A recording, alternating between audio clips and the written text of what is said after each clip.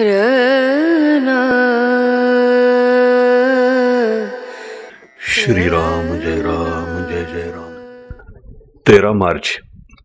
परमात्म्यावर पूर्ण निष्ठा पाहिजे. आईकरता रडत असलेले मूल आई भेटल्याशिवाय रडणे थांबवत नाही.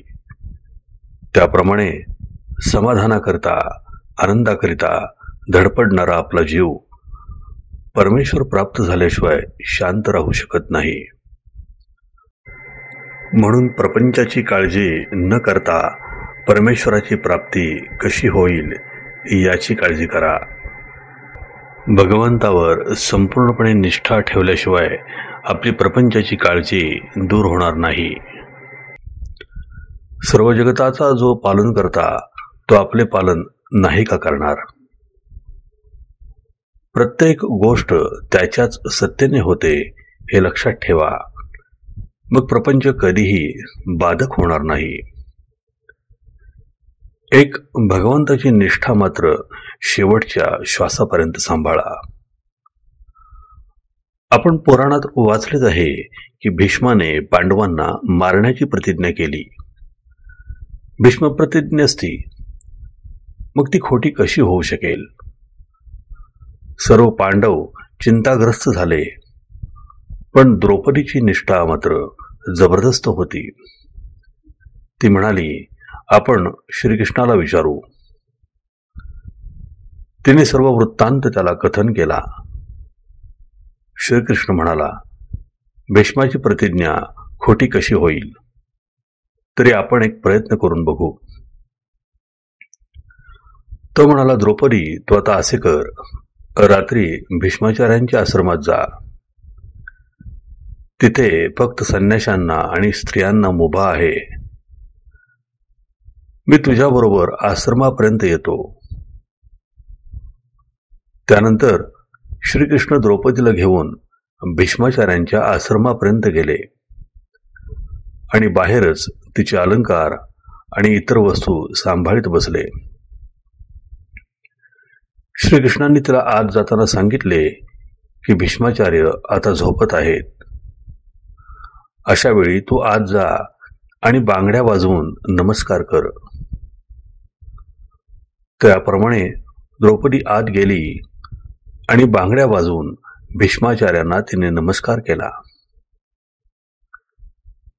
त्यांनी लगेच तिला अखंड सौभाग्यवती भव म्हणून आशीर्वाद दिला. मग त्यांनी पाहिले तो द्रौपदी. तेव्हा ते म्हणाले, द्रौपदी, ही अक्कल तुझी खचित नव्हे. तुझ्या बरोबर कोण आहे ते सांग. ती म्हणाली, माझ्याबरोबर गडी आणला आहे. तो बाहेर उभा आहे. भीष्माचार्यांनी बाहेर येऊन पाहिले. त्यांनी श्रीकृष्णाला ओळखले, परंतु आता सर्व काम होऊन चुकले होते. म्हणून म्हणतो, परमात्म्यावर पूर्ण निष्ठा पाहिजे. या निष्ठेच्या आड जर काही येत असेल तर तो म्हणजे आपला अभिमान. हा अभिमान सर्वांना घातक आहे. तो घालवण्यासाठीच परमात्म्याला वारंवार अवतार घेणे भाग पडले. ही अभिमानाची हरळी नाहीशी व्हायला भगवंताच्या नामासारखा दुसरा उपाय नाही. नामावर प्रल्हादाने जशी निष्ठा ठेवली तशी ठेवावी. त्याने नाम श्रद्धेने घेतले आणि निर्विषय होण्याकरिता घेतले. आपण ते विषयासाठी घेऊ नये. नामापरते दुसरे सत्य नाही हे समजावे. याच जन्मात हे नाम शांतीचा आणि समाधानाचा ठेवा मिळवून देईल. आजचे बोधवचन. नामस्मरणात स्त्री पुरुष, श्रीमंत गरीब हे भेद नाहीत.